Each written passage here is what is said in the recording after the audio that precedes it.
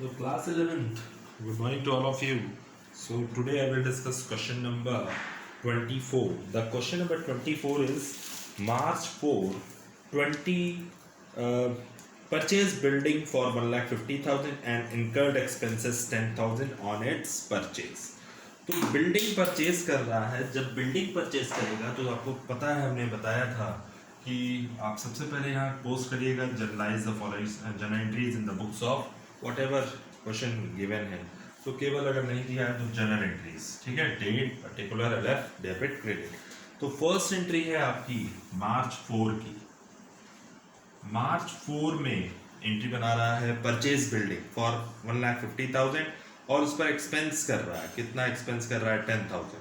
तो हमने ये बताया था कि जितने भी खर्चे फिक्स एसेट से रिलेटेड होते हैं वो फिक्स एसेट्स की कॉस्ट में प्लस हो जाए, ठीक है। तो हम लोग एंट्री पास करेंगे building debit, building account debit, और टू क्या हो जाएगा? Cash account. Being building purchase by cash, यानी टोटल बिल्डिंग 1,50,000 प्लस 10,000, तो टोटल हो जाएगा 1,60,000।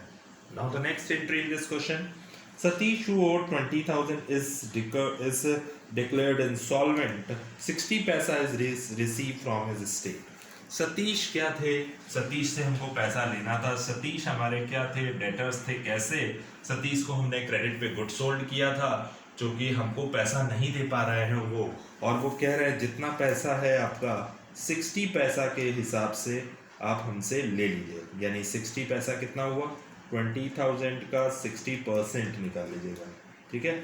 सो आप देखिए एंट्री नंबर मार्च 10 की एंट्री जो पोस्ट करिएगा आप, वो कैसे पोस्ट करेंगे?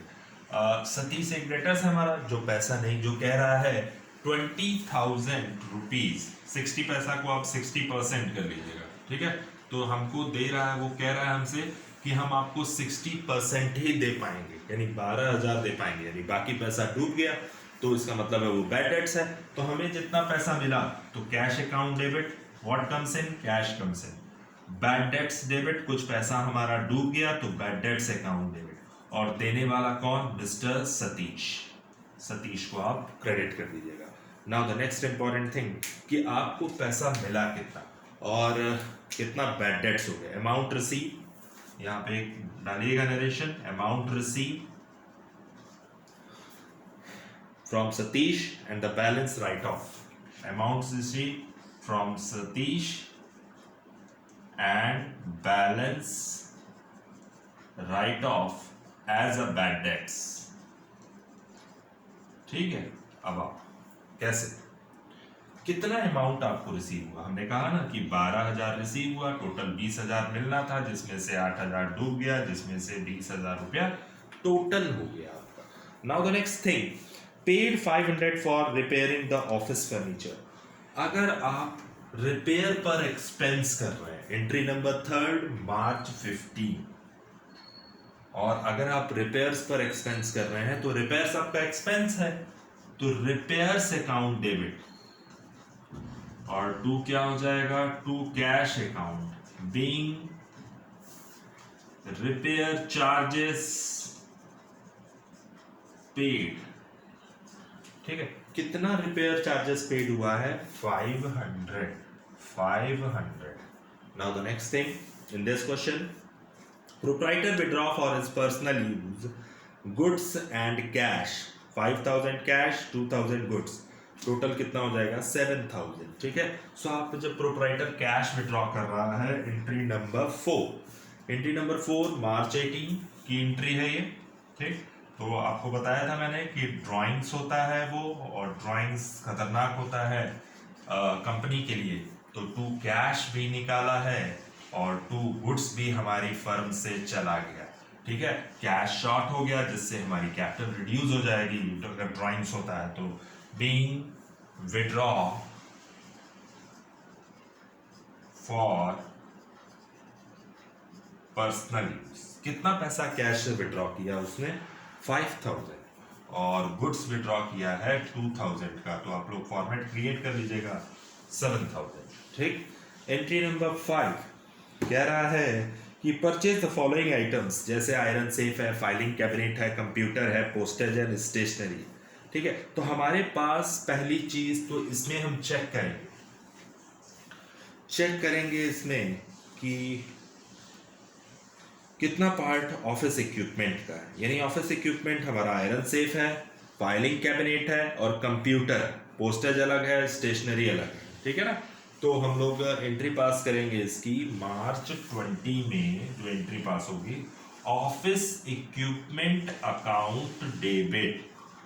स्टेशनरी का अलग अकाउंट हम बनाते हैं, स्टेशनरी अकाउंट डेबिट।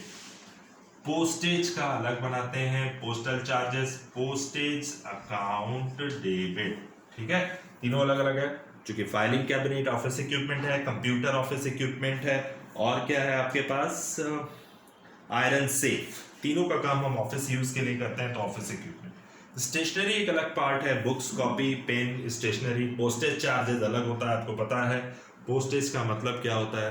ठीक है, सो पोस्टेज मीन्स होता है कि जैसे हम लोग कोई भी पोस्टल चार्जेस लगाते हैं, टिकट्स वगैरह हो गया, हमने डाकघर से परचेज किया, पोस्टल ऑफिस से, तो वो पोस्टेज चार्जेस होता है। ऑफिस इक्विपमेंट कितने का है, 32,000 का है, जिसमें से और 2 क्या हो जाएगा, कैश अकाउंट।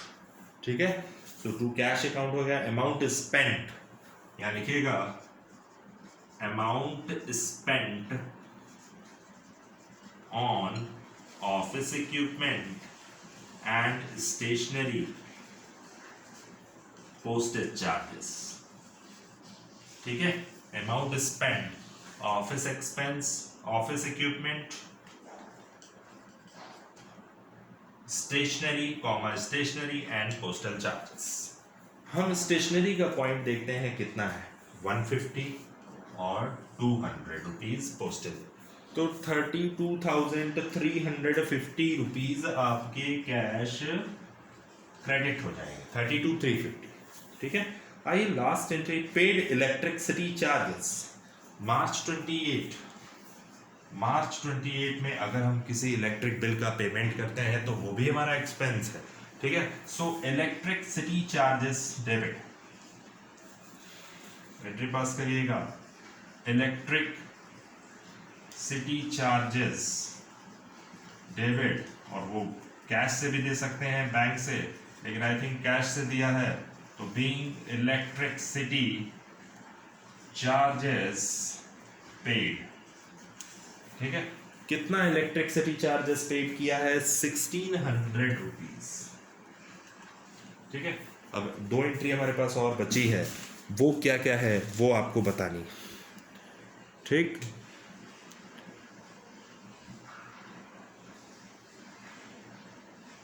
ठीक है, मार्च 28 की एंट्री थी, electricity charges. So electricity charge expense है। ठीक है, तो electricity charge is debit to cash account. ठीक, expenses and losses are debit and cash goes out, तो कैश को हमने क्रेडिट कर दिया। अब बात करते हैं charge depreciation 10% on machinery for 1 year.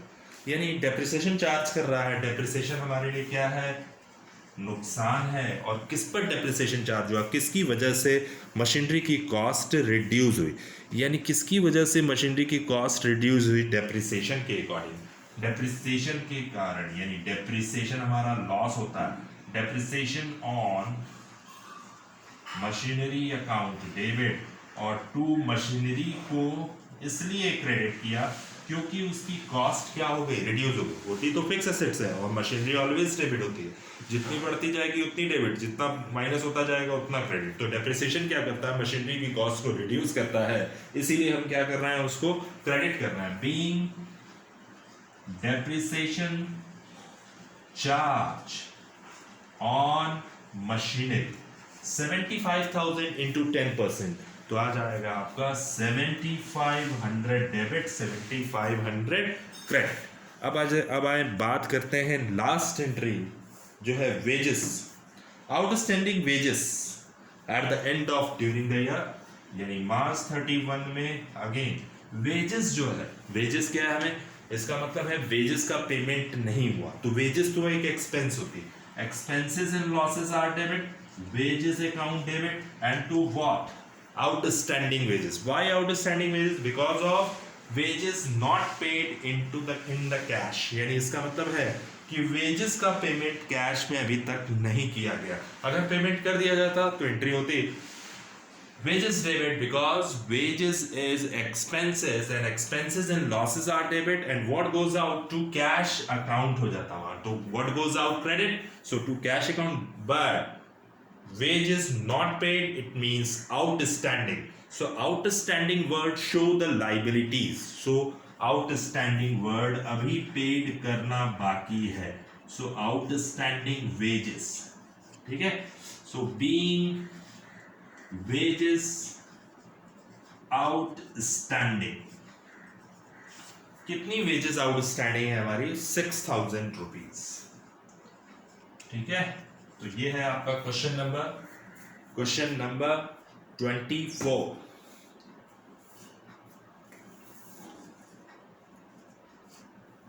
ठीक है. क्वेश्चन नंबर 24 है और सारी एंट्रीज को नोट कर लीजिएगा. कहीं कोई प्रॉब्लम होगी तो यू टॉक टू मी 7355297074. ठीक है. If you have any doubt so please contact with me.